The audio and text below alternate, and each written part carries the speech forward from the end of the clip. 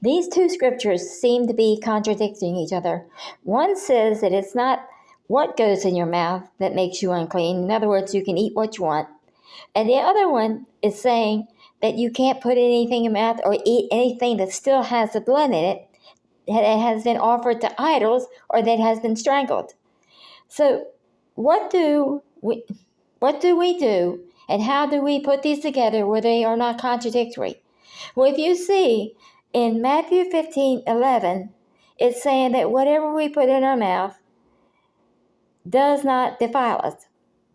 But up in Acts 15:20, it says that what we eat needs to be prepared a certain way, which means it has to be prepared as to where there is no blood. We'll go with that because that's what we're going to talk about right now, because that's the one thing we can make sure of. Number one, first off, the kosher and non-kosher does a little bit different. Non-kosher, they drain the blood out. But I read somewhere where they admit that there's still a little bit of blood in there. Blood is blood.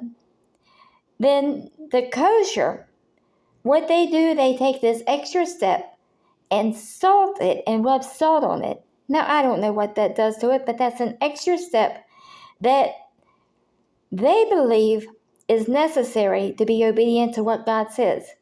So here's the thing, and I'm talking about myself. I wonder why for years I did not understand that by not really researching this, that I was allowing myself to disobey the scriptures about what I can eat, and even talk about praying and asking God to bless it. Bless what? My disobedience to His word? Like I said, this is about me personally, and I am no longer willing to sit there and fool myself into thinking that eating any meat that still has the blood in it, even if it's just a drop of blood, is okay.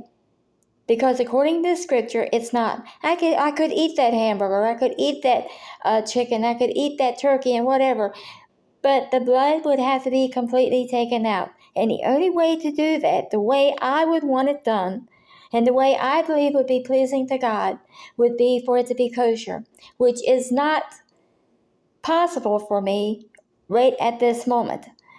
So what I do and what I have done to solve this is that now I eat pescatarian. See, that is a fish and vegetable diet, and that doesn't have the same kosher laws as the other does. Now, I'm not telling you to eat kosher, pescatarian, vegetarian, vegan, or anything else. All I'm asking is that you actually research and find out if the blood from the animal can be taken out and drained out cleaner than it is in a normal or regular butcher or grocery store. And then wonder, why does kosher take that extra step? Are they doing too much? Or is the butchers and the grocery stores, are they doing not enough? And then think and stop and think, is that extra step worth it? I say the answer is yes. It is well worth it.